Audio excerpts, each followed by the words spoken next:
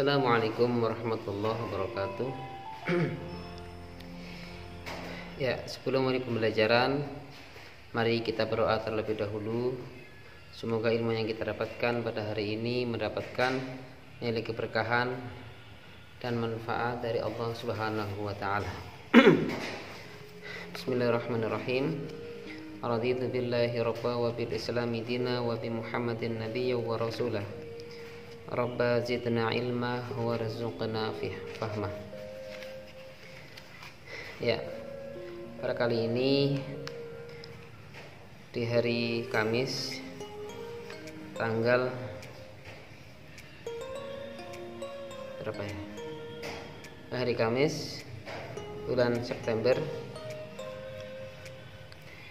kita akan melakukan ulangan harian atau uji kompetensi tentang kepengurusan jenazah. Caranya, silahkan kalian simak soal ini sampai selesai dan tulis di kertas selembar jawabannya, kemudian setor ke rumahnya Pak Guru ya. Hasil jawaban itu setor ke rumahnya Pak Guru, jangan dikumpul lewat grup atau chat pribadi karena tidak akan diterima, sehingga kalian tulis di kertas atau di buku, kemudian kalian setor kepada Pak Guru. Oke. Nomor 1, apa saja kewajiban orang hidup terhadap orang yang sudah meninggal? Apa saja kewajiban orang hidup terhadap orang yang sudah meninggal? Jadi ada 4 kewajiban orang hidup terhadap orang meninggal, itu apa saja? Kemudian nomor 2, jadi boleh soal kalian tulis, boleh juga kalian langsung jawabannya. Siapa yang berhak memandikan jenazah? Siapakah yang berhak memandikan jenazah? Jadi sudah pernah kami bahas ya tentang kepengurusan jenazah, orang-orang yang berhak memandikan jenazah. Kemudian saya ulangi nomor 2, siapa saja orang-orang yang berhak memandikan jenazah, baik jenazah laki-laki ataupun jenazah perempuan. Nomor 3, bagaimanakah tata cara memandikan jenazah? Bagaimanakah tata cara memandikan jenazah? Kemudian ini tata cara memandikan jenazah memang agak panjang jawabannya ya. Bisa kalian jawab secara ringkas. Namun tidak keluar dari koridor hal-hal yang disyariatkan ya tentang tata cara memandikan jenazah. Kemudian nomor 4, bolehkah memandikan jenazah menggunakan air dingin? Bolehkah seorang memandikan jenazah menggunakan air dingin? Ya. Bolehkah seorang memandikan jenazah menggunakan air dingin?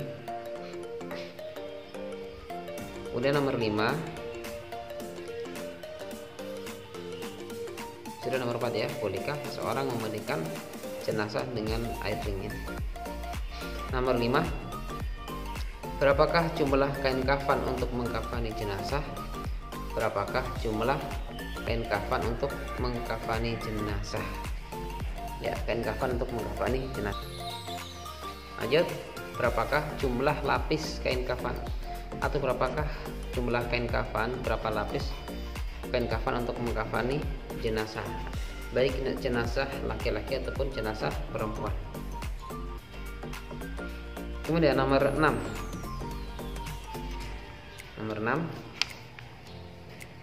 bagaimanakah cara mengkafani atau membungkus jenazah?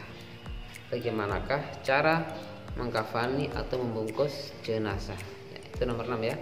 Bagaimanakah cara mengkafani atau membungkus jenazah? Bagaimanakah cara mengkafani atau membungkus jenazah? Kemudian nomor 7, apakah hukum menyolati jenazah? Apakah hukum menyolati jenazah? Baik, apakah fardu, sunnah, mubah, ya, atau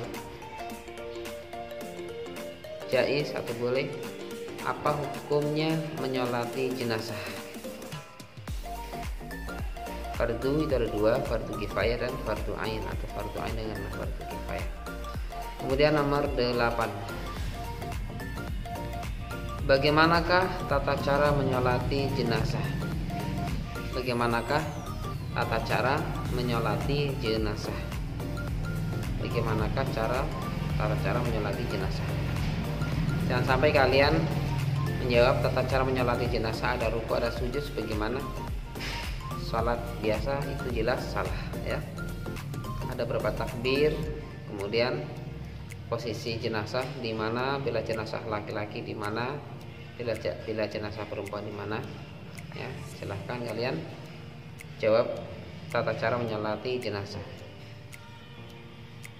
Nomor 9, di manakah letak posisi jenazah ketika menyolati jenazah? Di manakah letak posisi jenazah ketika hendak disolati ya? Ketika jenazah laki-laki di mana posisi imamnya, jenazah kaum perempuan di mana posisi imamnya. Di manakah letak posisi jenazah ketika hendak disolati? Nomor 10, kapan waktu penguburan jenazah? Kapan waktu yang paling tepat untuk menguburkan jenazah?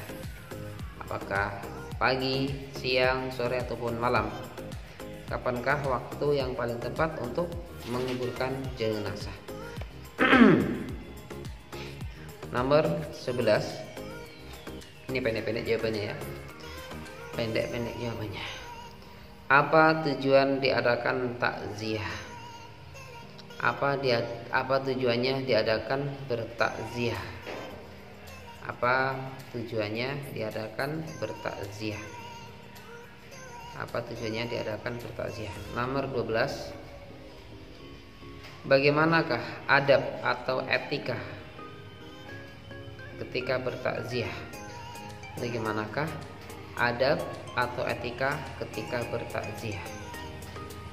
Oke. Nomor 13, bagaimanakah hukum ziarah kubur? Bagaimanakah hukum ziarah kubur? Bagaimanakah hukum ziarah kubur? Nomor 14, bagaimanakah adab atau etika ketika ziarah kubur? Bagaimanakah adab atau etika ketika ziarah kubur? Oke, silahkan kalian jawab. Bila kalian sudah jawab, oke, mari kita cocokkan jawaban kita dengan pertanyaan. Nomor 1 tadi, apa saja kewajiban orang hidup terhadap orang meninggal? Kewajiban orang hidup terhadap orang meninggal itu ada 4. Pertama, memandikan, kemudian mengkafani, menyolati, dan menguburkan ya. Memandikan, mengkafani, menyolati, dan menguburkan. Nomor 2, siapakah yang berhak memandikan jenazah? Bila jenazah itu laki-laki, maka yang berhak memandikan adalah dari kalangan kaum laki-laki. Bila jenazah itu perempuan, maka yang berhak memandikan adalah kalangan dari kaum perempuan. Bila itu jenazah seorang istri, maka yang lebih berhak untuk memandikan adalah seorang suami. Itu pula sebaliknya, bila itu jenazah seorang suami, maka yang lebih berhak memandikan adalah istrinya, walaupun ada kerabatnya. Nomor 3, bagaimanakah tata cara memandikan jenazah? Pertama, ditempatkan di tempat tertutup agar yang melihat hanya orang-orang yang memandikan atau mengurusnya saja. Kedua, mayat diletakkan di tempat yang tinggi seperti dipan. Nomor 3, dipakaikan kain basahan seperti sarung agar auratnya tidak terlihat. Nomor 4, Mayat didudukkan lantas disapu perutnya sambil ditekan pelan-pelan agar semua kotorannya keluar, kemudian dibersihkan dengan tangan kiri. Dan yang memandikan jenazah itu berhak memakai kain sarung tangan. Kemudian membersihkan semua kotoran dan najis, setelah itu diwudukan, ya, diwudukan. Kemudian nomor 4, bolehkah memandikan jenazah memakai air dingin? Air untuk memandikan jenazah hendaknya air dingin, kecuali udara sangat dingin atau terdapat kotoran yang sulit dihilangkan, boleh memakai air hangat. Nomor 5, berapakah jumlah kain kafan untuk mengkafani jenazah?